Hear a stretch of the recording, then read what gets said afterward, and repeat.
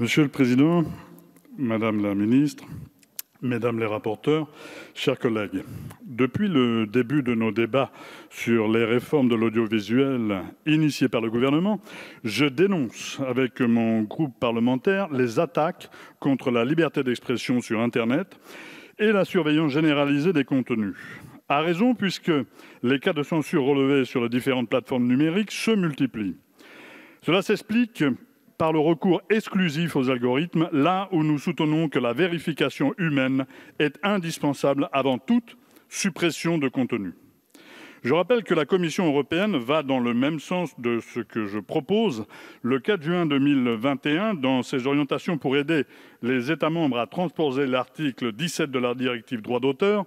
Elle restreint le blocage automatique aux contenus manifestement illicites signalés par un ayant droit.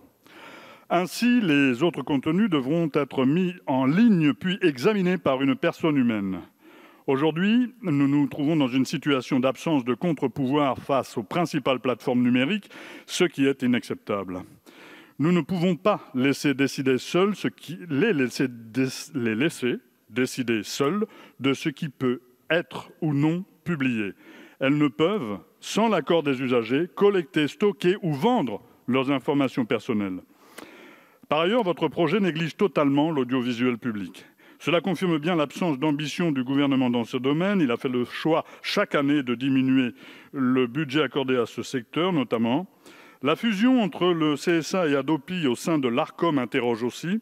Pour nous, la Hadopi est un dispositif coûteux et inefficace. Nous souhaitons que la mission de protection de la propriété intellectuelle soit de nouveau confiée au juge judiciaire plutôt qu'à une autorité administrative. Nous appelons également au développement de l'offre légale en créant un service public de l'Internet et une plateforme publique d'offres légales en ligne de musique, films et autres contenus culturels. Quant au CSA, il a besoin d'une réforme profonde de sa gouvernance qui garantisse son indépendance. Ce n'est pas au chef de l'État de nommer son président. Il devrait être élu par les deux commissions des affaires culturelles de l'Assemblée nationale et du Sénat. Par ailleurs, nous portons toujours la proposition d'intégrer des représentants des usagers au sein du CSA.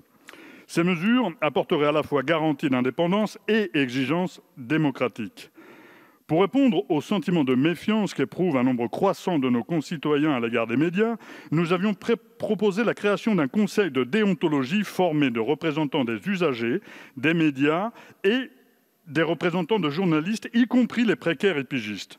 Il permettrait aux citoyens d'avoir un recours pour faire respecter leurs droits à une information objective. Aujourd'hui, la question de l'indépendance des médias envers les puissances de l'argent est tout aussi cruciale. Il faudrait être bien naïf pour croire que les 9 milliardaires qui se partagent 90% de nos médias sont engagés dans cette activité par passion du journalisme. Par souci de pluralité, il faudrait interdire qu'un groupe contrôle plusieurs chaînes de télévision, mais vous faites l'inverse en augmentant le seuil de concentration des chaînes de télévision locales. Dans le même sens, un même groupe ne devrait pas posséder à la fois le réseau de diffusion et la production. Autrement dit, un fournisseur d'accès Internet et de box TV ne devrait pas contrôler aussi des chaînes de télévision. En résumé, ces longs débats sur l'audiovisuel auront démontré que nous défendons un autre projet politique que le vôtre. Nous faisons le choix d'un projet politique qui place en son cœur l'intérêt général plutôt que l'intérêt de quelques-uns. Un projet politique avec des exigences de transparence, de démocratie, de pluralisme, quand vous n'apportez aucune garantie, refusez toute réforme de la gouvernance du CSA. Un projet politique qui préserve la liberté d'expression et de s'informer quand vous privilégiez la censure des algorithmes et que vous refusez de confier le pouvoir de régulation au juge judiciaire pour le laisser entre les mains d'entreprises privées. Un projet politique qui donne les mêmes droits aux habitants des Outre-mer qu'à ceux qui vivent dans l'Hexagone. Un projet politique qui permet à tous de partager les grandes compétitions sportives, féminines, masculines et handisport, quand vous les réservez à ceux qui ont les moyens financiers de cumuler les abonnements auprès des grands groupes privés. Pour toutes ces raisons, une fois encore, nous voterons contre ce projet de loi.